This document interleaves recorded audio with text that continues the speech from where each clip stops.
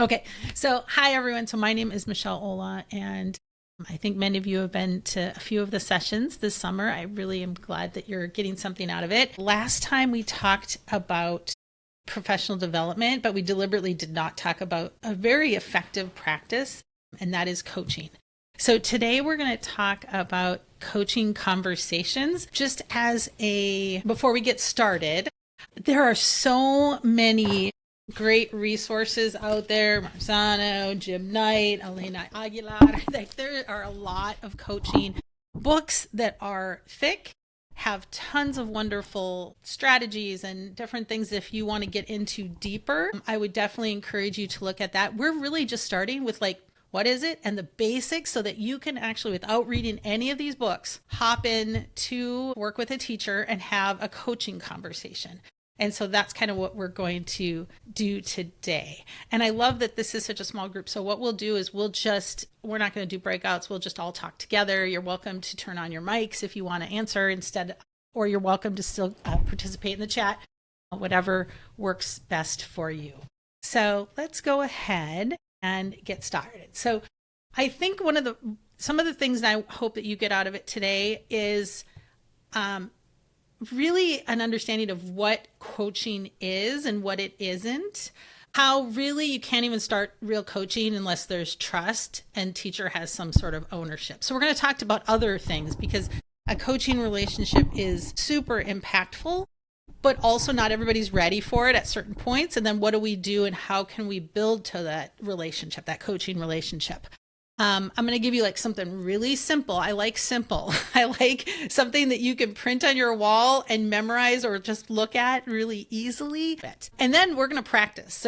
And we're going to just do it as a whole group. So we're going to look at some scenarios and say, okay, how could I approach this teacher with a coaching sort of framework? Okay, so that's what we're going to kind of look at today. I am going to have a resource for you that summarizes things and has all of the scenarios. So if you have a team that you work with, if you have some other people that want to kind of dip their toes into coaching, you're going to have a guide. I'm going to give you that at the end, and then we can kind of see where we're there. So we're going to go ahead and get started. So the first thing is, I think it is really interesting when I first started coaching, and I'm going to use finger quotes for that. I wasn't coaching. I was doing many other good things, but I wasn't coaching. What do you think is the difference between coaching, mentoring, and evaluating? Coaching, mentoring, and evaluating, because there's some blurry lines sometimes between these things. Again, there's much fancier definitions of each of these. Coaching is helping the teacher do the thinking. Okay? They're the ones that are driving that conversation. You're facilitating that growth on their part where they're doing the thinking. Mentoring is more offering solutions, tools, resources. How do you do things? Okay, so you're kind of the one that is leveled up a little bit. Coaching is an equal sort of relationship. And evaluating, it sounds obvious because you think, oh, I'm just officially evaluating something, but we're evaluating things all the time. It doesn't have to be an official evaluation for you to be evaluating. Evaluating just means you're judging performance in some way or some alignment. You can judge very nicely, right? You can come in and say, our goal is this, and I don't see this happening in your classroom. That's evaluating, right? Now, there's a place for all of these things, but we're going to talk about how these kind of work together when you use one and when you use another. So yeah, exactly. So yeah, and we're going to talk about some challenges with coaching. So someone in the chat said, in our school network, the coach is also the evaluator. I was in that position when I was at the district office as well. So we're going to talk about some of those challenges at the end of what happens if you have kind of two hats that you put on. Okay. So we're going to go ahead. And again, there's nothing wrong with all three of these have their place and are fantastic to have in your toolkit, but we're going to kind of talk about coaching today more than anything. So these are my highlights, my bullet points. Coaching is centered on what the teacher is thinking, not what you're thinking. So we all have our own background knowledge, our own experiences, our own ideas of what teacher practices should look like and student learning should look like, and research-based or experience-based, but this is really coaching is centered on that teacher. It is non-evaluative. Okay. So again, if you have two hats that you play, we can kind of talk about how you can kind of wear those both hats. You just can't wear them both at the same time. Let's put it that way. It is collaborative. It's grounded in trust and goals, and it's focused on process, not just the outcomes. Okay. In the type of coaching that I'm talking about, it is not telling or suggesting what someone should do. That's either can be evaluative, it can be mentoring if you're suggesting what they should do, but it's really not coaching. Okay. It's not about going in and fixing somebody. Okay. From the outside, like we are the great fixers of people or of things or of programs. It's not checking for compliance, whether they're aligned or doing what either your district, your school, the standards or whatever. Okay.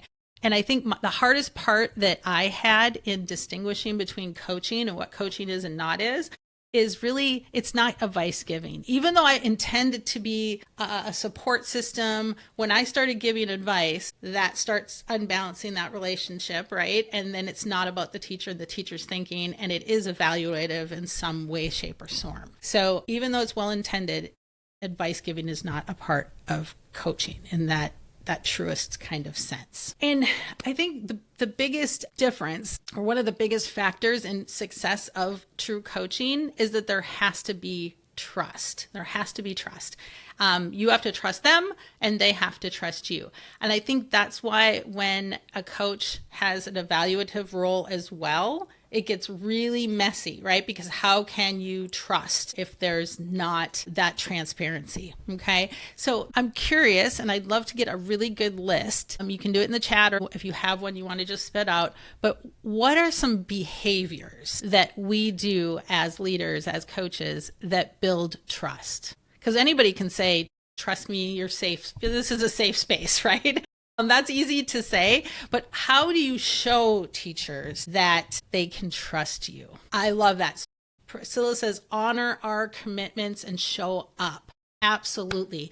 And I think that one is when we're busy, we're leaders, we're running, we're putting out all these different, fires and these hats that are having. And if we don't consistently show up for them physically and, emotionally or whatever, mentally, if you're distracted, that's the first sign that they don't trust that you're really in this for them, right? Let them know you're going to be visible and present in classes. No surprises. Absolutely. No surprise attacks, right? Because again, teachers are very well conditioned to that is an evaluative thing, right? Someone's trying to catch you out on something, deliver on something offered. Absolutely. Yeah. So Wendy notes that coaches have a lot of other responsibilities. And so sometimes things get canceled frequently. So again, how could you approach that conversation with them so that it doesn't break trust? Because things happen, right? Things happen and you can't always make our appointments. So how do you do that? Another way to build trust. Yeah. Notice what they are doing well. Right? Notice what they are doing well. Okay. Calling those good things out as well. Be open and listen to their concerns and needs. Listening with an open mind. The good old Stephen Covey, listen to understand, not to respond. Right? So listening to what their real issues are and their real concerns are. Absolutely. Anything else? Give opportunities to grow and learn. Absolutely. There's no better way to show people that you trust them than giving them some responsibility. Wonderful. I think another thing that sometimes we're conditioned not to do, but really does build trust, is to be vulnerable ourselves, right? And to share openly our experiences. I share lots of experiences, both as a teacher and as a leader, of the big, like the failures that I've had, the things that did not go right, keeping that based in reality, because nobody wants a quote unquote expert to come in and tell them or have the feeling that they're being told all of these things that they're not doing or not doing as good as somebody else, right? I think there's enough of that out there in the world that we don't want that. So being vulnerable, talking about my PDs are often built out of my mistakes. So the things that I didn't do right when I was coaching at the time, and then I come back and I learn and I try and do better, and then I try and pass that on as well. I think another factor is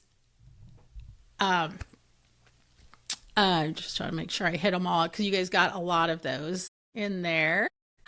I think really just being non-judgmental. I think it's very easy for us to come across as leaders as judgmental.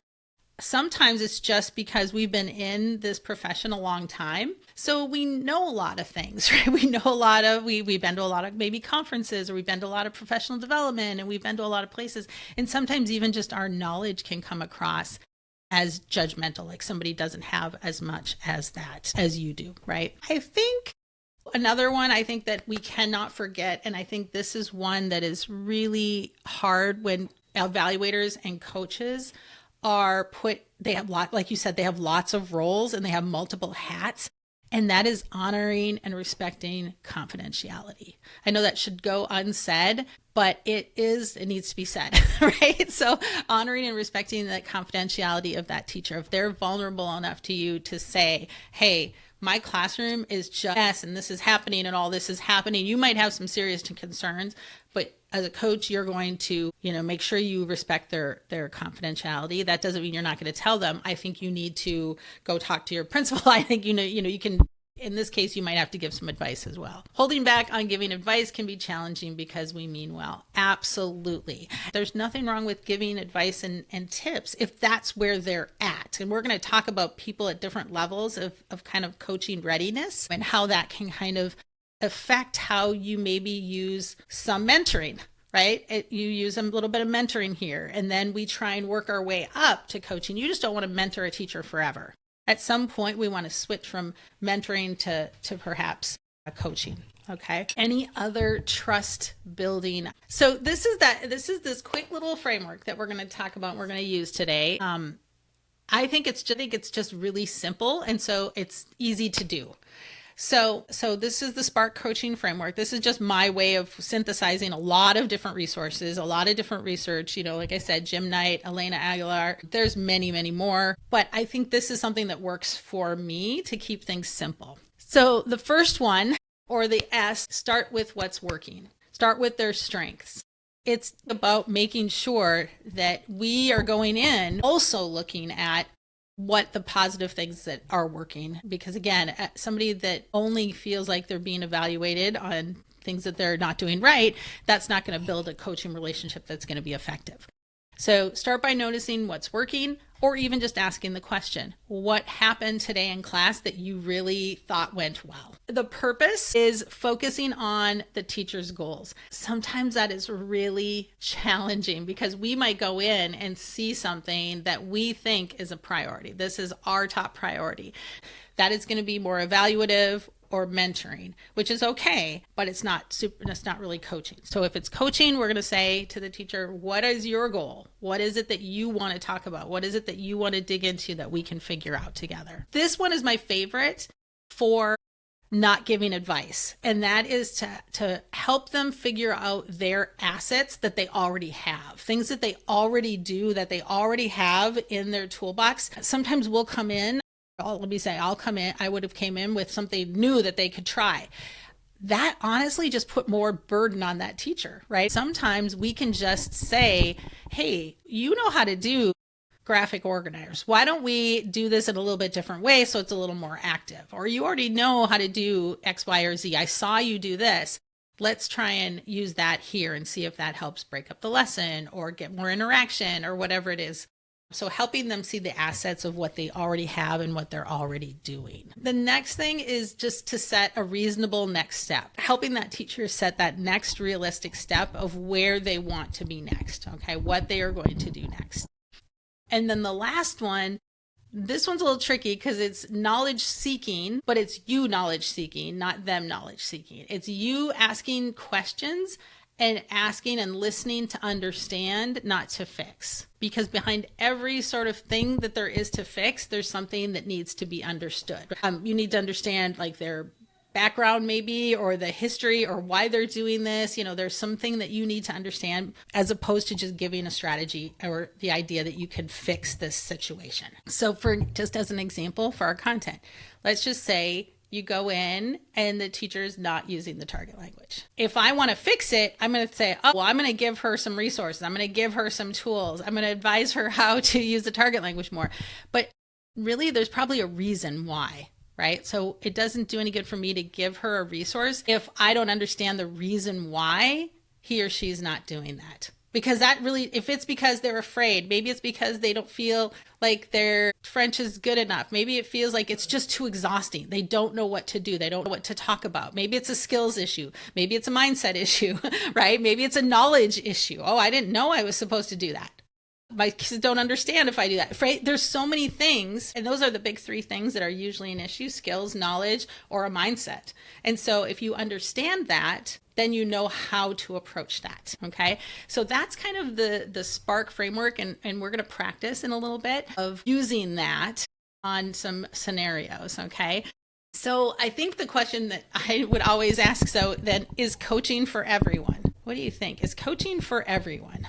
Based on kind of what we've talked about so far. Any ideas? You don't have to commit either. I would say yes and no, right? So I would say yes, it's for everyone, but it's not always the same, and it's not always the right point in their careers to give them that, right? Or to try that approach, right? You can't force somebody to coach. If you're forcing, it's not coaching. It might be compliance mentoring, or it could be evaluative, right? But it's not coaching, because coaching requires that trust and that kind of equality and that collaboration to a lot of extent. But it's not always going to be in the same ways. One model that goes, you start with being a consultant role. All right. So a teacher, so you're giving them PD. Then you move on to a mentoring role where you sort of model or maybe co-create some things. Then you might be able to move to a coaching role if they're open to that. And that's kind of a sequence that you can do as well. So, you don't have to jump into coaching with everybody the same way. It's just not going to work. Coaching is definitely very individualized. So let's kind of look at some things that affect it. So based on experience, how much experience that teacher has, coaching a new teacher would be very difficult. They may or may not have some of those foundational sort of things that they can kind of see what the issue is. You might have to do more mentoring first and then move your way up to coaching. Their confidence level, okay? They might not have that trust. They might not have that relationship. And so a coaching model is not going to work. You're going to have to focus on that first. You're not on that relationship building before you hop right into coaching. The different needs that they might have. So I think coaching, this is just my own personal opinion, I think the most effective times that coaching works is when you're coaching for mindset, right? And not so much skills. But if they're ready, if their mindset is ready, then you can help, with the skills and the knowledge and that sort of thing. But so that's my kind of coaching approach that I like to do, is really a lot with that mindset. But again, if they have high skills needs, that might be mentoring that you need to do, maybe a little bit of evaluated and, kind of pointing out. And again, evaluative I'm not talking about in a negative connotation. I'm talking about going in, observing, getting some data, looking at that data and saying, oh, I see that this is happening. What do you think we should do about it? Okay. And then just their readiness of whether or not this is something that they want to do or interested in doing. But because if the person has the right combination of things, and it's not always the high flyers. I've noticed that my most effective, and when I say most effective, that's because they tell me, and I see so much change in their practice. The most effective ones they were starting out, they had the right attitude, they kind of knew everything, but they were very self-reflective and they wanted to be better, right? So when all of those things come along, really, really great things can happen. One too far here. Let me click that back again. So you really have to, I know when I was in my leadership program, we talked about situational leadership. And so I kind of said, there's kind of situational coaching as well. So if you are going to do coaching and you really do, because again, it can be done with everybody. It's just got to be approached a little bit differently. So if somebody is new or completely overwhelmed, I think your coaching focus is going to be stability and confidence. Those are the things you're going to work on. And so they might need light coaching and modeling and mentoring, right? So those are the kind of the ways that you're going to do that. If they're willing but unsure, they really need strategy support. And they need validation for the good things that they're doing and some ways to kind of see how they can apply things to different circumstances. So again, for them, if they're willing but kind of not real sure, I would do the Spark model. So I would work on their purpose. I would work on, listening to understand them. I would do all of those things. And then I would also make sure that we're focusing on those next steps. And then not just that there's a next step, but then following up. So again, that kind of coaching cycle of whatever you're going to do by next week, then I'm going to come in and we're going to talk about it again, making sure that you have follow through. Because I know, again, when we have a lot of hats, follow through can be hard. But if they're unwilling, or if they're willing but unsure, they really need that follow up as well. If they're reflective and curious, well, I love that. That's like that's like a good sweet spot for coaching, because you're there to stretch their thinking. Like really get them to think beyond where they're at right now. So those full coaching cycles and really sparking like with some deep questions is really going to help them. If they're just resistant or disconnected, it might not be the time. It's not the time to necessarily do coaching, because it's going to feel evaluative to them no matter what. Okay. Every question you ask will feel like it's laced with the right answer that they should have. Right. So you definitely would have to work on building trust and connecting to their values. If you had a chance to come to the values one, connecting that teacher to what they believe in and why they might want to work on something to improve their practice. And again, you're going to do a lot more listening and than you are going to do coaching and leading. So those are just some different types of ideas. All right. So now what we're going to do is we're going to practice. And actually, I think I think I'll put us in breakout rooms just with one other person, or one group of 2, one group of 3. And so I'm going to give you a QR code and a link that you can go to that's going to have 6 different scenarios, and they're just random scenarios. And you're going to pick one group will start at the top and kind of talk about them, and the other group will start at the bottom and kind of work their way up. Okay. It doesn't matter if you get through one, if it's a really juicy one and you have lots to talk about, right? Great. If you get through all 5 of them and just kind of touch on some ideas, that's okay too. So what you're going to do is you're just going to think about how you might approach that coaching conversation. We're going to assume that it's a coaching relationship, that they're ready, that you want to that they want to work on something, right? And it's going to kind of give you that.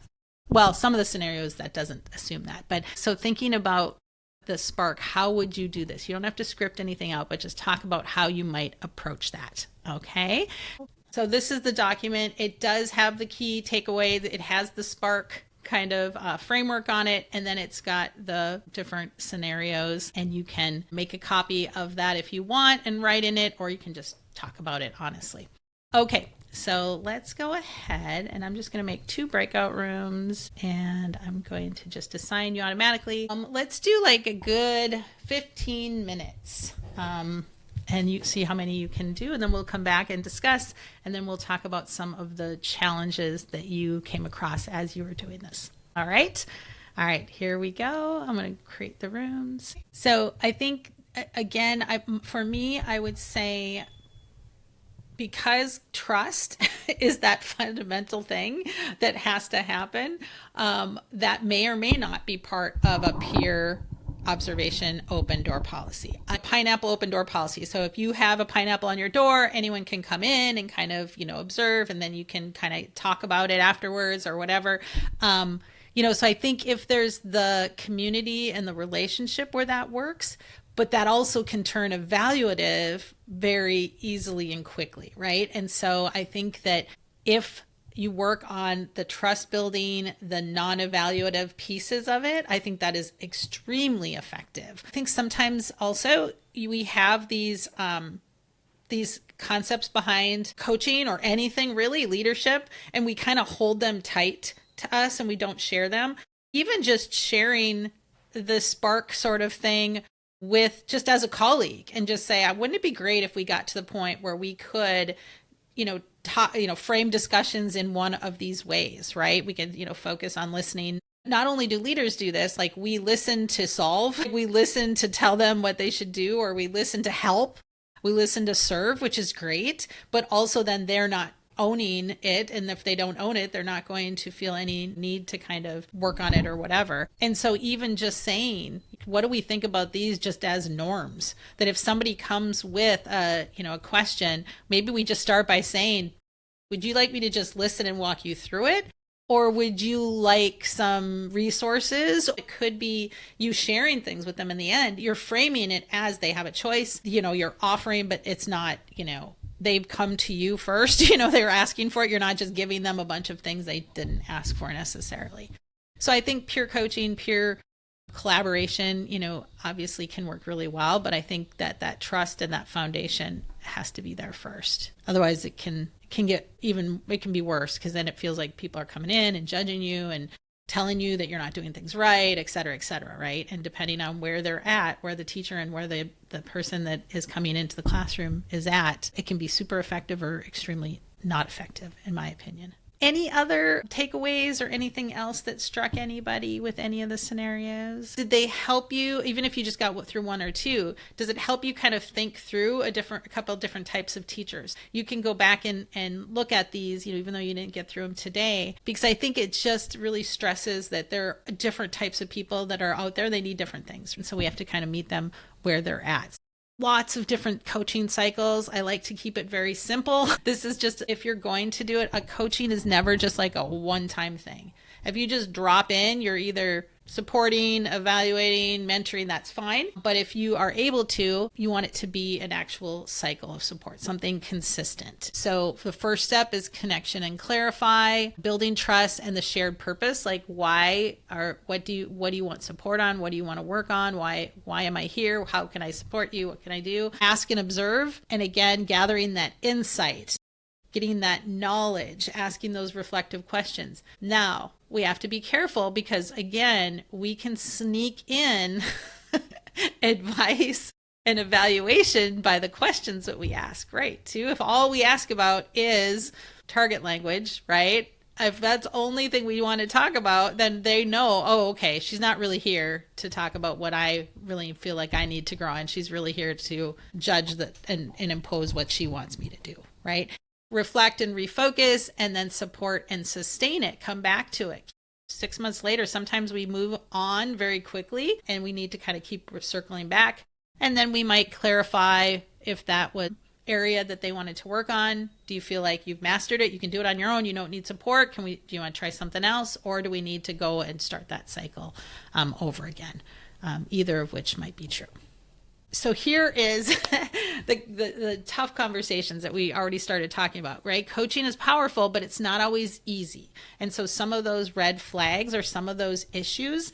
So I know somebody had mentioned that evaluation and that coaching, like they're doing both things. That was one of the challenges. So one is that the teachers might see you as an evaluator, even if you're not, even if you don't have that actual role, or if you are sometimes evaluating and sometimes coaching. I think it's just really important to just clarify. When I was in a district office, I was the evaluator, but also I was in their classrooms helping them, coaching them, and doing all of that stuff, right?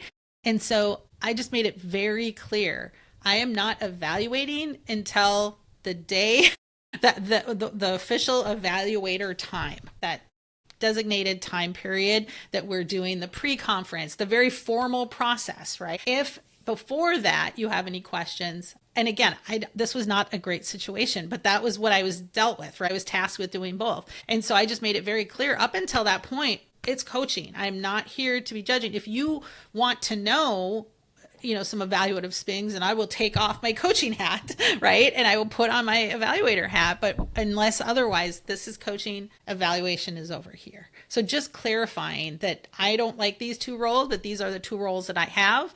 And so, that kind of situation. One, it might just be like, I just don't have time to do. I love this idea, but I just don't have time. I've got a million other things. And I would say that's why I didn't dig deep into the impact cycle, which is very structured. It's wonderful, but it's very structured, and you really formal instructional coaching, because you can just do hallway check-ins. Like, I'm going to check in with this person, and build trust, or I'm going to ask them some reflective questions, every 2 weeks or whatever. Sometimes it's just that you're not in an official leadership position, right? You might be, a peer. Again, there's like that confusion of the roles. Are you my peer or are you a coach? And I think just making sure those hats are available, but also then just focusing, if you're not officially, their coach, just do what you can. Use those conversations. Act like a coach. Talk like a coach. Have coaching conversations. They don't also just being a good colleague in a lot of ways. If teachers resist coaching, if you need to build the trust, but also then don't try and coach them on your priorities. Like that's just not going to work very well. You need to coach them on their goals and what they want to work on. You can help ask questions to clarify what that might be. But yeah. We already talked about the desire for us to fix and to suggest, which I feel like I have to fight that constantly. Because again, I'm just trying to be helpful. I am, but I just sometimes want to hop in there and do that. And so asking just one of those spark questions, like, just addressing one of those can help me not offer advice, right? Like I might just say, you know what, tell me more about that. Why do you think that's happening in your classroom? And I'm going to seek to listen, right? And that might kind of help a little bit. Or I might just, focus on the assets part so that what they brought up, what I saw with them, right? What I know they have, or ask them what their assets are, then that keeps me from fixing and suggesting. And then sometimes we don't know, are we a coach? Are we a peer? Are we an evaluator? We're a little bit of this and a little bit of that. Sometimes you might just have to advocate for clarity of your role. All right, so I want to move on though, because I'm happy to stay on, but also I want to make sure that I respect your time. If you haven't had a chance for us to talk, feel free, if you have any other ideas, either about coaching or anything else, and you want to schedule some time with me, happy to do that at any point, just to kind of visit and brainstorm. I love coaching, so I'm happy to help coach you and ask some questions and that as well. And then the last thing is I am playing with this idea of having a coaching leadership community. And so if that's something you might be interested in joining, get on the waiting list. If nobody's interested, we'll see. I still might do it, even if it's a handful of people, because I really enjoy it. But something like that, we would go deeper into different models of coaching. We could look at, gym night coaching versus Alina Aguilar, kind of coaching, if you had questions about those or whatever other things that are on your mind. So if you're interested in that, let me know. Otherwise, that is it. Thank you again for coming. I really do appreciate you guys spending your time, whether you're just back to school or if you're in the middle of summer. So I really appreciate it. And I don't have any more leadership ones scheduled for now, but we'll see if there's any topics that you'd be interested in, let me know. And otherwise, thank you again for coming.